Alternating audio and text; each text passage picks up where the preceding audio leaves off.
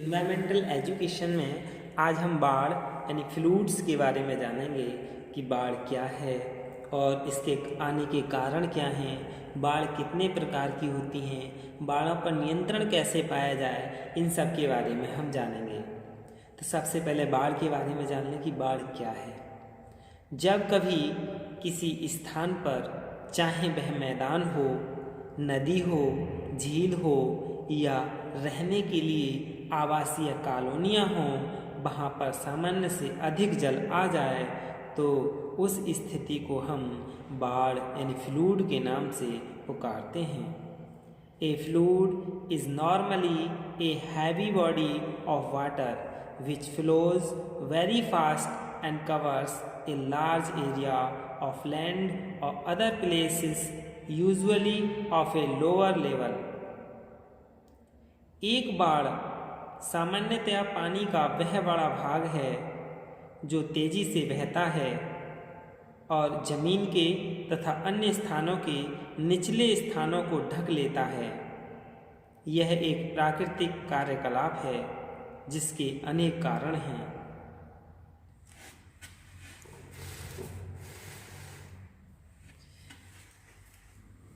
इसके अलावा यह आपदा के साथ साथ वरदान भी साथ लिए आता है, क्योंकि ऐसी स्थिति में जल वहाँ भी पहुँच जाता है जहाँ कभी कल्पना भी नहीं की जा सकती।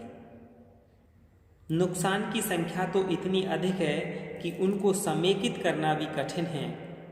हजारों पशु, पक्षी और मानव मौत के शिकार हो जाते हैं। अनगिनत आवासीय स्थल जलमग्न होकर धराशायी हो जाते हैं। आवागमन के साधन रुक जाते हैं। खाना तो क्या, पीने के लिए भी जल की समस्या उठ खड़ी होती है। सच कहें तो यह एक ऐसी ठंडी आग है जिसमें सभी का सर्वस्व नष्ट हो जाता है। जैसे बाढ़ आने के कारण जान लें अब हम, यानी कॉजेस ऑफ फ्लूड्स,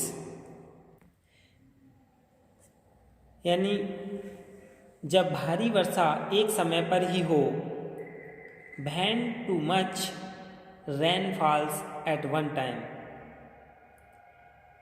जब भारी बर्फ का अचानक ही पिघलना शुरू हो जाए, यानी जब भारी बर्फ का अचानक ही पिघलना शुरू हो जाए तब भी बाढ़ आने का कारण बनता है।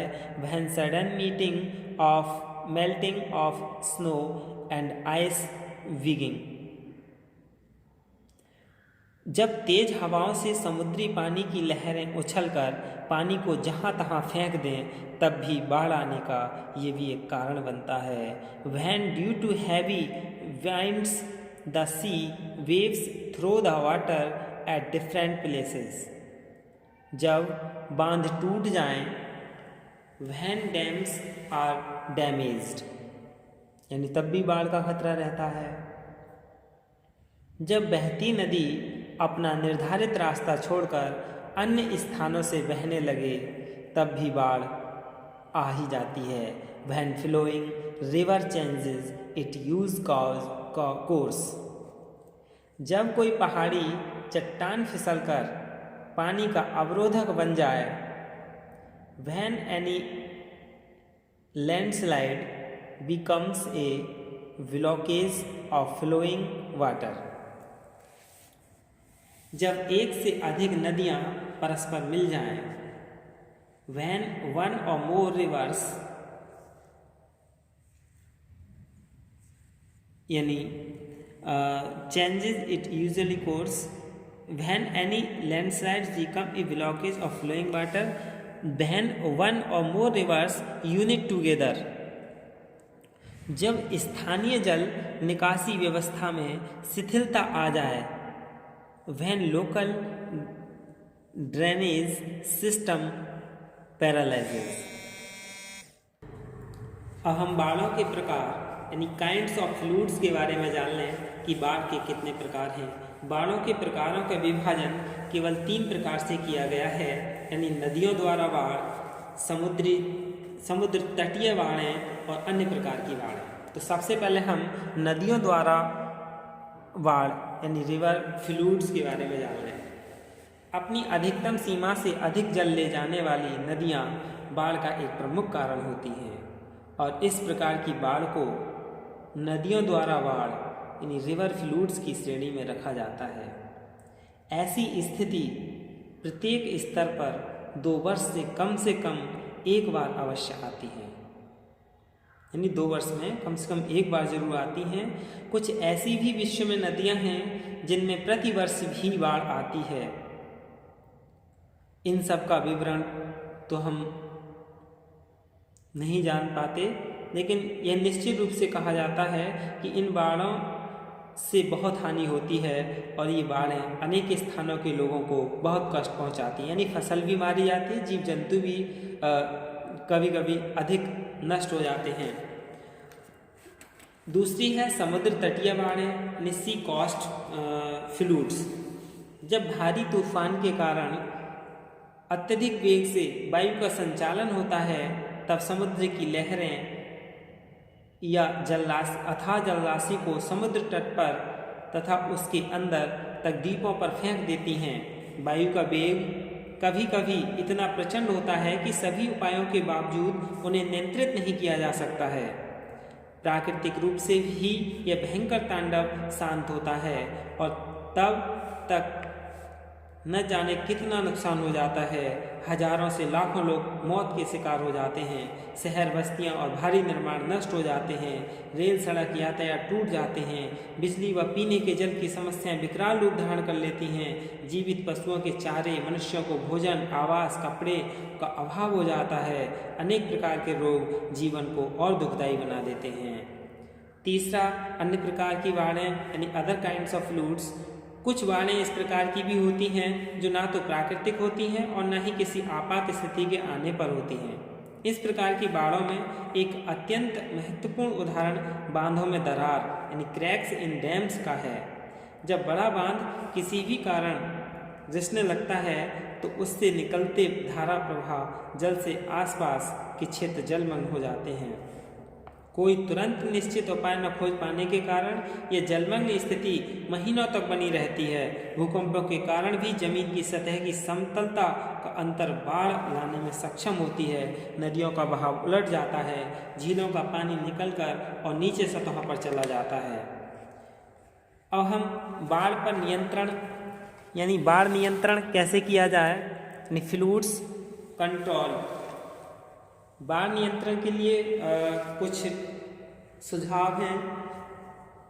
यदि इससे बाढ़ों को पूर्ण रूप से रोका तो नहीं जा सकता, पर इनकी विकरालता में कमी जरूर आती है।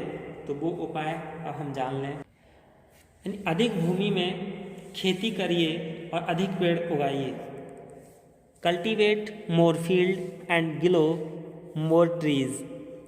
पहाड़ी क्षेत्रों के जल निष्कासन क्षेत्र में आवासीय कॉलोनियाँ अथवा भारी निर्माण न कराएं। Do not construct heavy structures and residential colonies in the course of flow of water in hilly areas. जल निष्कासन व्यवस्था को पुख्ता करिए यानी मेक रिगोर्स अरेंजमेंट फॉर ड्रेनेज।